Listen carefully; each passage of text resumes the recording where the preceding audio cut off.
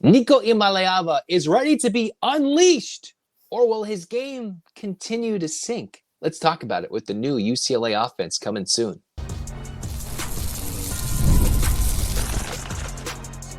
You are Locked On UCLA, your daily podcast on the UCLA Bruins. Part of the Locked On Podcast Network, your team every day. Welcome, everybody, to this edition of the Locked On UCLA Podcast. I'm your host, Zach Anderson-Yoxsimer. Thanks for making this show your first listen each and every day. It's free wherever it's your podcast, and it's available on YouTube. Like, comment, subscribe. Welcome back, everydayers. We're joined by Jacob Goins of Locked On Hoosiers. I've got many grilling questions. I got some beef with Jacob. What about your dude? We thought he was supposed to be good. We'll talk about that soon. Today's episode is brought to you by FanDuel. Right now, new customers can bet just $5, and if your first bet wins, you'll get $300 in bonus bets to use across the app. Download the app today. So we're going to talk about how this affects Nico, how this affects Tino, and what this is going to mean for UCLA's offense moving forward. And finally, once we're done chatting with Jacob, I'll talk about what does this look optically for the UCLA program that they can't figure it out. All that today on Locked On UCLA. So Jacob, this is fascinating. You've got a first-time offensive coordinator getting his chance to hold the reins himself, in charge of everything. It obviously goes to literal dreadful parts of college football, and then it's not so good. What do you think about UCLA getting rid of Tino after 4 games? I mean, not that I'm telling UCLA fans anything they don't want to hear or haven't heard already, but just for the college football world, like, man, what a disaster that this was with Deshaun Foster, Nico, all the coaches hiring, all the coaches now being fired and let go. I mean, this was literally as bad of a start as you could have to a college football season. And I hate it for Tino Sunseri, who just seems to be kind of caught in the crossfire of all this stuff. And I know we're going to talk about him in particular here in just a moment, but man, things are bad out there. When you start losing games to what, UNLV and New Mexico and things like that, like at a P4 program in the heart of Los Angeles that has the money and the status to be successful, and you're performing like that, that's bad, man. It's real bad. It's embarrassing, it seems like, for a lot of people that are around the program or associated with it. And I hate it. I don't want UCLA to be bad because it doesn't represent the Big Ten very well. But something just seems off about how all of this is going down. And I don't know what insights you may have or other people around the program have, but this just doesn't seem normal. It doesn't make sense. It doesn't make sense. Like, Indiana was good. And whether you can talk about was it really Tino or not, like Curtis Rourke played well last year for Indiana. Nico has the caliber. He has all the everything, the traits that you expect. Now, do you think this is this Nico's fault per se? Like, is his offense, is his skill not there? He's clearly skilled. Is the O-line that bad? How good was Indiana's offensive line last year to how bad UCLA's offensive line this year that really doomed Tino and Nico from the start? Indiana had several good dudes playing last year, several older guys who aren't there this year, which is why the Hoosiers had to go and get a couple of starters out of the transfer portal. And so the offensive line was solid last year. And you're right, Curtis Rourke, if he doesn't get hurt a year ago, I think he goes to New York for a Heisman Trophy ceremony. I don't think he would have won it, but I think he would have been in the running.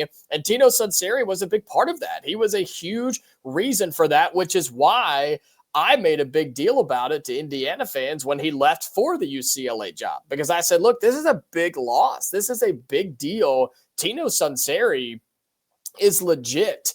And the fact that he had just 4 games at UCLA before the interim stepped in and they mutually parted ways is what I saw. They said he was fired. Then they said it was a mutual parting of ways. I don't know. For a coordinator that worked with Joey Aguilar all spring and then was thrown Nico Iamaleava, it's like, hey man, good luck. Fix this dumpster And here's fire. the thing too, because you bring in Aguilar and Aguilar's like, all right, maybe the other guys in a quarterback room can say, all right, you want a starter, you want a guy that's going to be there for 1 year. 1 year. That's all you're going to get.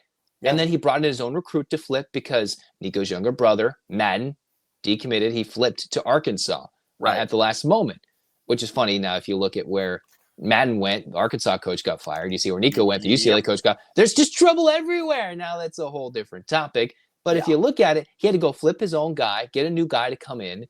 have a whole quarterback room, worked with a guy all spring, and then you're given Nico. And Nico is clearly talented. I will say Nico is still more talented, has more upside than Aguilar, but it is funny that you had Deshaun Foster taking shots at Joey Aguilar's ability to read the defense, the work ethic. And then you see Nico, who, if you look at Bill Connolly's ESPN SP rankings of top Power 4 quarterbacks, or the top quarterbacks, I think, in the country, I forget where he put that, of the top Power 4 QBs, Nico is in like the 60th out of 68th quarterbacks. Like, he is one of the worst quarterbacks in the country. It's not all his fault, but clearly he's not helping himself, nor did he help his offensive coordinator. And look what Joey Aguilar's doing at Tennessee, dropping 45 points on Georgia. They should have won that game, but they're still a dark horse to make it to the college football playoff out of Knoxville. Like, that's the difference. And so I don't put this on Tino Sunseri. And I feel bad that, again, he got caught in whatever crossfire misconstrued information or just a mishandling of this entire situation. Tino Sunseri is an offensive mastermind. He's a quarterback whisperer, and he's somebody that's going to get another shot at a program that's willing to invest the resources, aka the money, to put kids around him. He's really good, Zach, but you can't expect him to just create another Heisman candidate out of somebody that's clearly not good enough. Speaking about Nico here, you give him some talent, he'll develop them into what they need to be at the college game and into NFL pros as well. Tino's going to get another shot, and he deserves another shot. I'm cool if we want to find a way to bring him back to Bloomington. I'd be just fine with that. But I still believe that Tino Sunseri is going to be a head coach in college football one day because I think he's that good at what he does. I was talking with Locked On Baylor's Cam Stewart, and he said Dave Aranda, the comparison is Baylor might be in the comparison to Bill Belichick. That might be his Cleveland Browns. And then Belichick went on to have a good career with the New England Patriots, regardless of what you think about Tom Brady. Do you think this is Tino Sunseri's Cleveland Browns in terms of his offensive coordinator? His first spot, he obviously had the connections with Deshaun and was like, hey, this is a great opportunity. And nobody thinks you're going to get fired 3 games into your second year as a head coach. Like that just does not happen in terms of Deshaun Foster, the head coach. You go into it, but I'm just curious. It's weird timing. Like, I just don't understand. Here's the funny thing. And I don't think UCLA goes out and fires Deshaun and makes this all happen if they don't get Nico. If they stay with Aguilar, whether they have any wins or not. Now, I'm not saying he's going to make them 3-1, but that just sped up the timeline for Tino. That sped up the timeline for Deshaun. They got Nico, and UCLA is going to be maybe the most entertaining if they are 0-12 team in the history of college football, or 1-11, or 2-10. Tell me what 2-win team, 1-win team, 0-win team is as entertaining as the circus surrounding Nico Iamaleava from Tennessee, Deshaun Foster with his first remarks at the Big Ten Media Days a year ago, and UCLA, as much as we say nobody goes to the games, they're still a big brand in college football. It's the biggest joke at the moment. Yeah, it is. And look, take advantage of it, right? Enjoy whatever this ride that you guys are on is, because UCLA will come back. They will get back to relevancy, I hope. We hope. I think college football is better when UCLA is better. I think it's one of those brands historically. We know it for basketball, obviously. Baseball's taken a turn as well. And look, football needs to get back to help represent the Big Ten on the West Coast. But for Tino in particular, I think this was a situation where he thought the grass was greener. It had every opportunity to be, but it just turned out it wasn't, because there was a pesticide in the ground that he didn't know about. And so I think he's going to be fine. I think somebody else will give him a chance. And this is somebody that helped an offense in Indiana last year get to the college football playoff. Okay. He knows what he's doing. Tino will get another shot at a program that's actually willing to compete and succeed right now. And I think you're going to see the true effect and impact what Tino Sunseri can bring. Next, we'll discuss, will UCLA be better without Tino? The second coordinator change in a couple of weeks for UCLA. All that and more next on Locked On UCLA.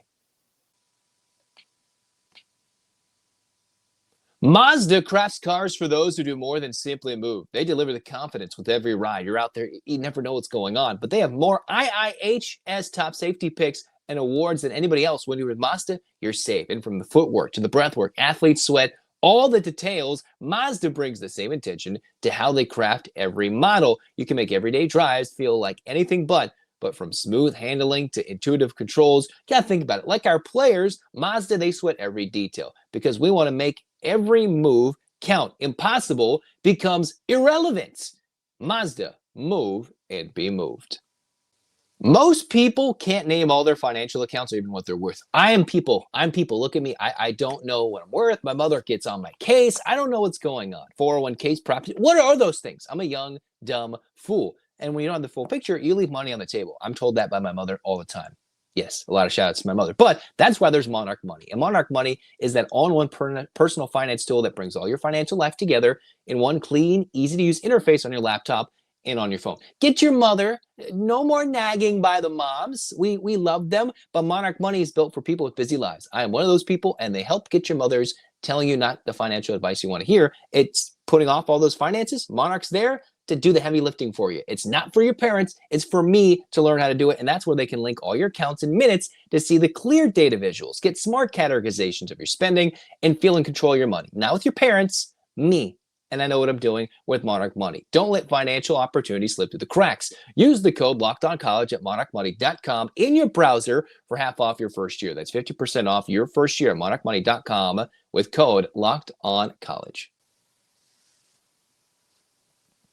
All right, we're cruising on here. Jacob Goins of Locked On Hoosiers, Zach Anderson-Yoxsimer, Locked On UCLA. We're talking UCLA's offense. They get rid of Tino Sunseri. You bring in Jerry Neuheisel. Why is that name familiar? Well, for UCLA fans, obviously, he is the son of Rick. He is Jerry, that iconic moment as the backup quarterback coming in from Brett Hundley. He's been around the UCLA staff for quite some time, and now he gets a chance to play call as the tight ends coach, and the Bruins are going to hire offensive analysts. I believe it's been reported out there by the LA Times that they're looking at Noel Mazzone. I don't know if it's official yet, but that's the idea, that you might have maybe Noel Mazzone concepts. Like, I just don't know how that meshes with the Tino offense. Mm-hmm. How much do you think, Jacob, Tino was given the reins at Indiana, and how much of this is not his fault at UCLA? We've kind of talked about that, but what do you think it was at UCLA or at Indiana? Was it more Shanahan or was it more Tino? Well, what's interesting is they actually split duties, right? They actually split duties as play callers, offensive coordinators, where Tino was your quarterback's coach. Shanahan was other positional coaches, and they split offensive coordinator duties in terms of, like I said, play calling and coaching and who they were responsible for. And you know, it's easy to point at Tino in this situation and say, well, this was his first job as the full-time man, as the first true offensive coordinator with all the responsibilities. But are we really going to judge somebody based on just 4 games, right? 3 or 4 games in their tenure? The way he carries himself doesn't seem like there's people you can be like, yeah, he's, you know, you could, unfortunately, we saw Deshaun Foster the first time we saw him national media wise. Didn't go so well. Tino, he just doesn't have that same vibe. Like, and it looks worse because Indiana goes out there and destroys Illinois, and we're like, that's how the offense is supposed to look. That's what I was told by my UCLA buddies. That's how the offense is supposed to look. And it will when you get players in there that are capable of doing that. But heck, you were even talking yourself about the poor offensive line and the fact that, look, I'm sorry, Nico Iamaleava is just not the answer. There's a reason he left Tennessee. There's a reason there was a problem there in Knoxville, and Josh Heupel was okay with him walking out the door because of the things he demanded and the lack of performance or lack of consistency on the football field. Not worth $4 million. No, not at all. And so you can't put that on Tino Sunseri. Heck, you can't even put that on Deshaun Foster 100%. He's the head coach, so he gets all the blame, of course. But for Tino, again, I just feel bad for him. I do, because I don't blame him, and I hope he gets another opportunity somewhere as a true offensive coordinator, because he was given a lot of leeway at Indiana. I don't know what his control was there at UCLA, Zach. Maybe you know that better than I do with being the full-time offensive guy and how much Deshaun Foster was involved with that. He just needs an opportunity at a place that actually cares and a place that's willing to be engaging and investing enough to be successful, especially on the offensive side of the football. It's interesting, the indictment I had of the offense. I just talked about this on an episode right before Tino was let go, mutually parted ways. UCLA in the first quarters this year, 0 points, about 131 yards of offense. And you, in my mind, I was like, You either need to adapt well or script better, right? And we Mm-hmm. weren't really seeing that from UCLA, other than maybe a UNLV game. And that's because he only got a couple of games. We didn't see too much of that against Northwestern.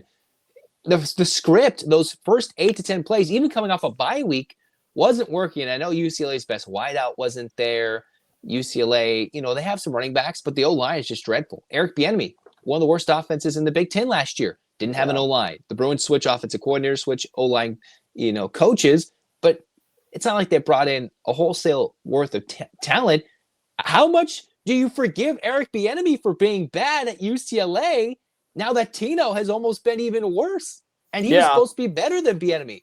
Do we think less about Bieniemy? Like, the O-line was bad, and he had a worse quarterback. Do you think Garbers is better than Nico? That's a fun discussion. But it's not going to happen overnight, right, Zach? That's the problem, is especially on the offensive line. My goodness, you see good offensive linemen nowadays are demanding $750,000 to $1 million plus in NIL money because they know how much they're worth.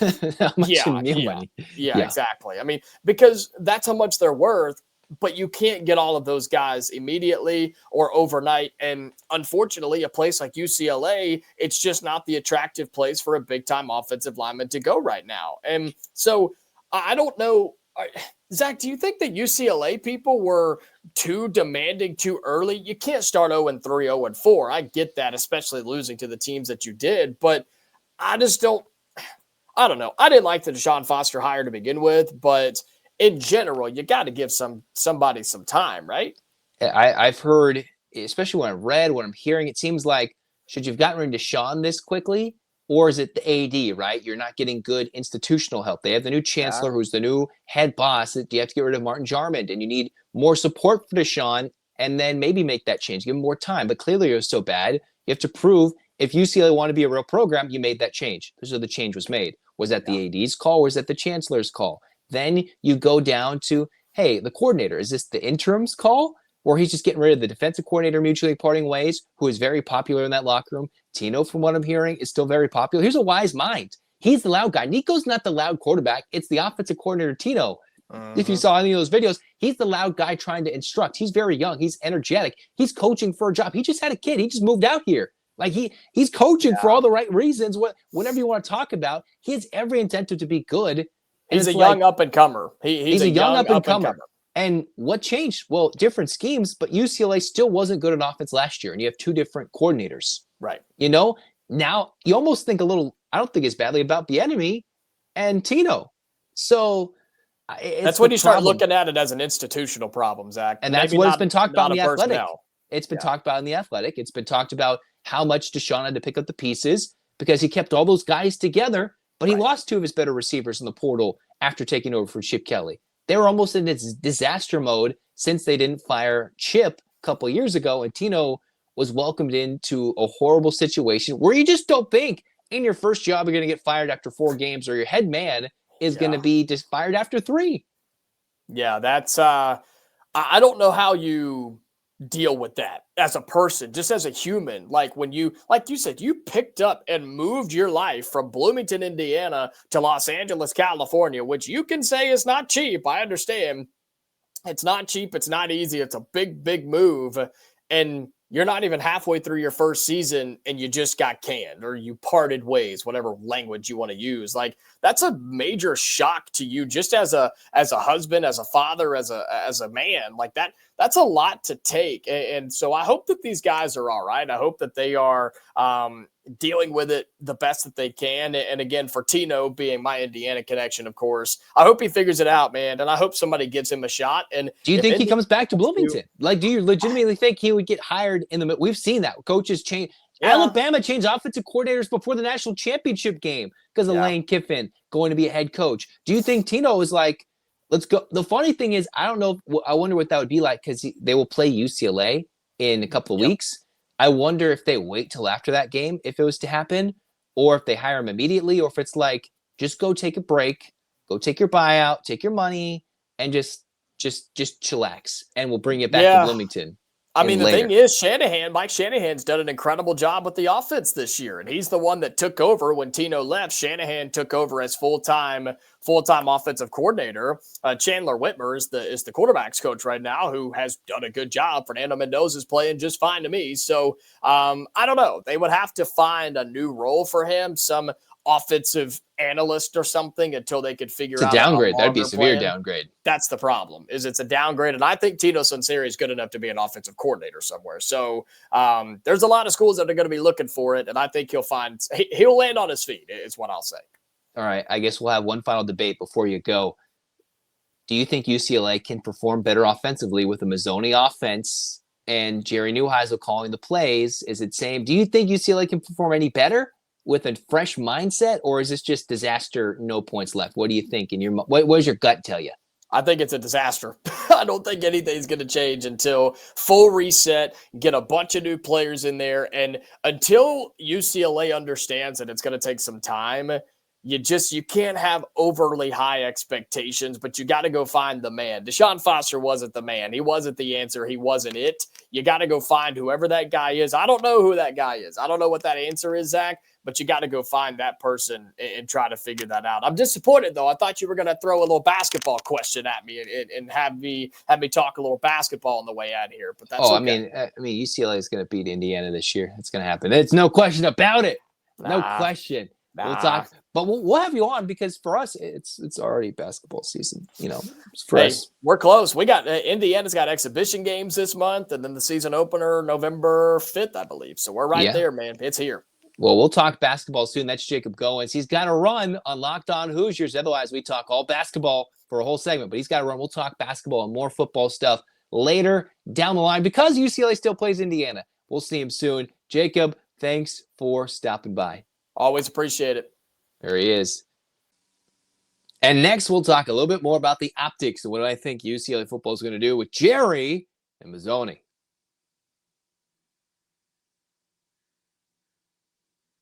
This episode brought to you by FanDuel, because the NFL season is here, and FanDuel is an offer you don't want to miss. Right now, new customers can bet just $5 and get $300 in bonus bets if you win. That's right. Pick a bet, put down $5, and if it hits, you'll unlock $300 in bonus bets to use across the app. And hey, if you like going with player props, parlays, even following the live lines during the games, it makes watching football even more exciting when you've got a little something riding in on the action. Whether you're a casual fan or love diving into the stats, FanDuel makes the game day experience so much better. So what are you waiting for? Visit FanDuel.com to download the FanDuel app today and get started. This episode is also brought to you by Square. Your favorite neighborhood spots run on Square. There are certain businesses that make the neighborhood the neighborhood. These are the places that become an extension of home. Whether it's the sports bar dedicated to your team's fan base, the spot with the best wings in town for game day, or that beloved local chain that's been rooted in your community for years. These businesses are what bring the people together. And the neighborhood businesses, when they thrive, the whole neighborhood thrives. We got to go check out here on Square this place like Phil's Coffee. You want to go get your coffee spot? We're like that in SoCal. Go around. You're like, I need my coffee. Whether you're a college student, maybe you're getting ready to go to a big game day, early game day. Phil's Coffee. Go check it out. And they're checked out on Square. Square is a proud partner of more than 4 million neighborhood businesses around the world. You can go to square.com/go/LockedOnCollege to learn more. But before you do, go support your favorite neighborhood spot. You'll be happy you did. Square. We'll see you in the neighborhood out at Phil's Coffee.